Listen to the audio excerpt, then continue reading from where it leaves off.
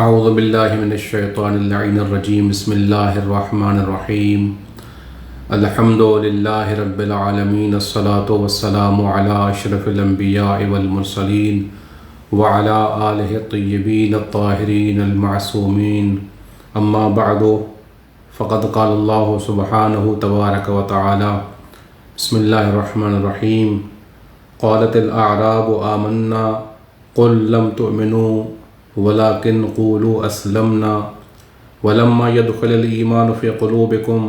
وإن تطيعوا الله ورسوله لا يلدكم من أعمالكم شيئا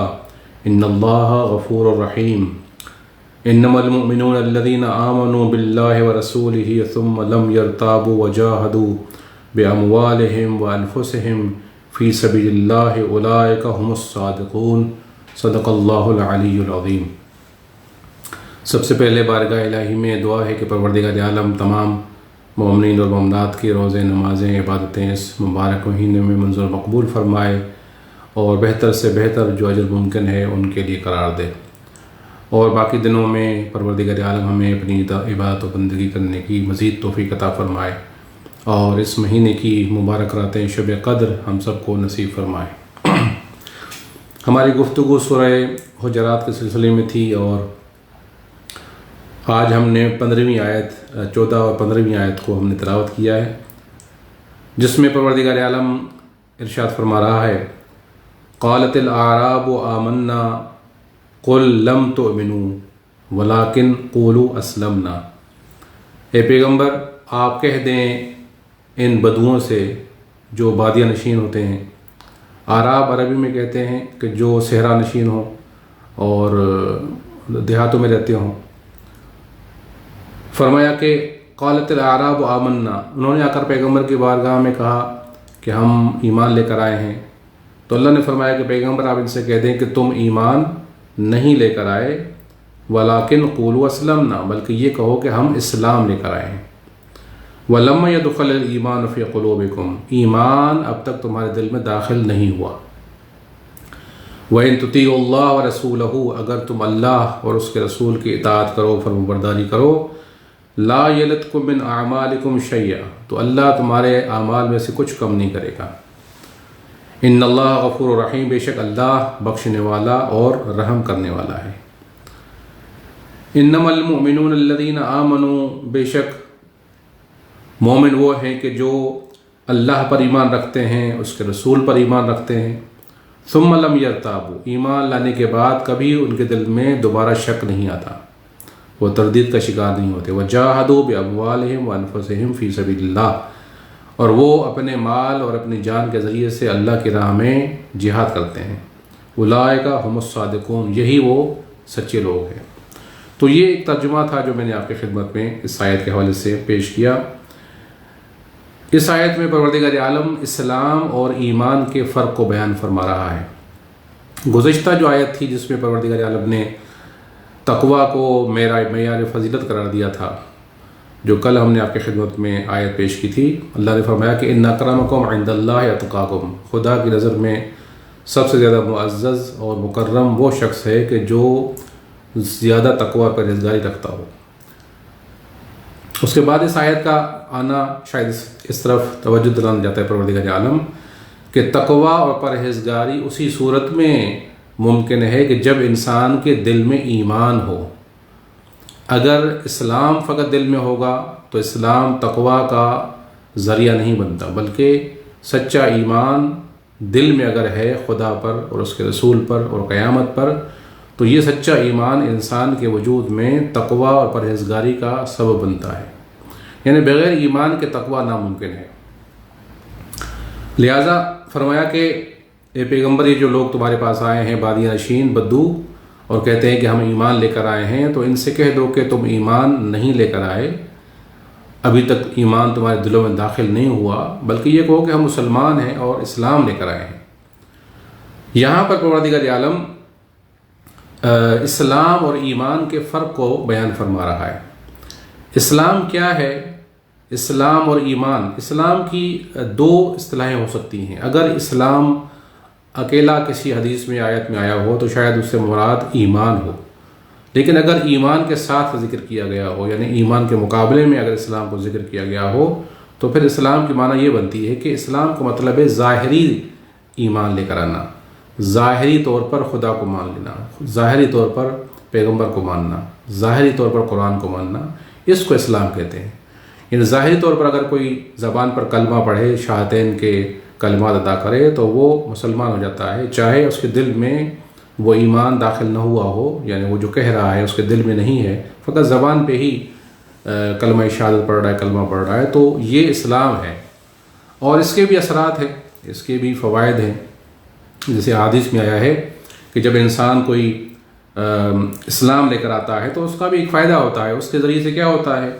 اسلام لانے کے بعد جو ہے وہ اس کا خون محفوظ ہو جاتا ہے، یعنی اس کا خون بہانا جائز نہیں ہے۔ اسی طرح سے اگر وہ امانت رکھتا ہے تو امانت پلٹانا واجب ہے،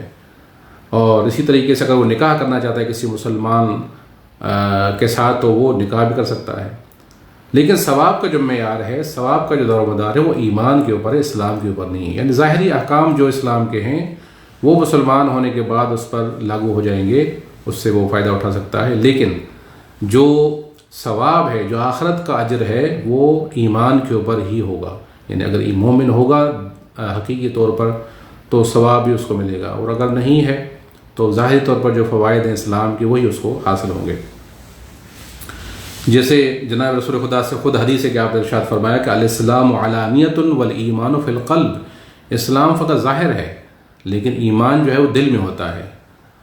اور جب تک دل میں اسلام نہیں اترتا تب تک وہ ظاہری ہوتا ہے، اور اس کے جو اثرات ہیں جو میں نے عرض کیا آپ کی خدمت میں۔ ایک اور حدیث میں یہ کہا گیا کہ الایمان اقرار و عمل، ایمان جو ہے وہ دو چیزیں ہیں، ایک تو اقرار کرنا، دوسرا اس کے ساتھ عمل بھی ہے، یعنی جو کہہ رہا ہے اس پر عمل بھی کرے، اس کو کہتے ہیں ایمان۔ والاسلام اقرار بلا عمل، اسلام جو ہے وہ بغیر عمل کے ہوتا ہے، یعنی اگر کوئی انسان زبان سے لا الہ الا اللہ پڑھے لیکن کوئی بھی عمل انجام نہ دے، نماز نہ پڑھے، روزہ نہ رکھے، اللہ کی فرمانبرداری نہ کرے، تو پھر بھی وہ مسلمان کہلاتا ہے۔ اس کے لیے عمل کا ہونا ضروری نہیں ہے، مسلمان ہونے کے لیے عمل کا ہونا ضروری نہیں ہے، لیکن ایمان کے لیے اقرار اور عمل ضروری ہے۔ جب تک اقرار کے ساتھ عمل نہیں ہوگا تب تک مومن نہیں بن سکتا۔ اور ہم نے عرض کیا کہ ثواب کا دار و مدار ایمان کے اوپر ہے، اسلام کے اوپر نہیں ہے۔ تو لہٰذا یہ ایک فرق ہے کہ جو بیان کیا گیا ہے۔ اور دوسرا فرمایا کہ اچھا، یہ اس کے شان نزول اس آیت کا جو بیان کیا گیا ہے وہ یہ ہے کہ جناب رسول خدا جب مدینہ تشریف فرما تھے تو بنی اسد قبیلہ تھا، اس کے کچھ لوگ قحط کے زمانے میں، جب قحط تھا اور خشک سالی تھی اور کچھ کھانے پینے کے لیے نہیں تھا ان کے پاس، تو وہ اس امید سے آئے مدینے میں کہ ہم ظاہری طور پر اسلام کا کلمہ پڑھ لیں گے اور اس طرح سے رسول سے جو ہے ہم کچھ مال یا کچھ چیزیں مدد کے لیے مانگ لیں گے۔ تو یہ آتے ہیں پیغمبر کے بارگاہ میں آ کر کہتے ہیں کہ ہم نے کبھی آپ سے جنگ نہیں کی، دوسرے عربوں نے آپ کے ساتھ جنگ کی ہے اور وہ آپ سے لڑے ہیں، لیکن ہم نے کبھی آپ کے ساتھ لڑائی نہیں کی، ہم اپنے بیوی بچے آپ کے پاس لے کر آئے ہیں۔ یعنی گویا وہ اشارہ کر رہے تھے کہ ہم مسلمان ہو گئے ہیں تو آپ ہمارا خیال کریں۔ تو یہاں پر یہ آیت نازل ہوئی کہ پیغمبر سے اللہ نے ارشاد فرمایا کہ پیغمبر ان بدوؤں سے کہہ دو، ان وادی نشین کو کہہ دو کہ تم ایمان نہیں لے کر آئے، ایمان ابھی تمہارے دل میں داخل نہیں ہوا، تم اسلام لے کر آئے ہو، کہو ہم مسلمان ہیں۔ تو رسول خدا نے ان کی مدد کی۔ تو اس سے پتہ چلتا ہے کہ اصل جو اسلام ہے وہ حقیقی نہیں ہوتا، ظاہری ہوتا ہے۔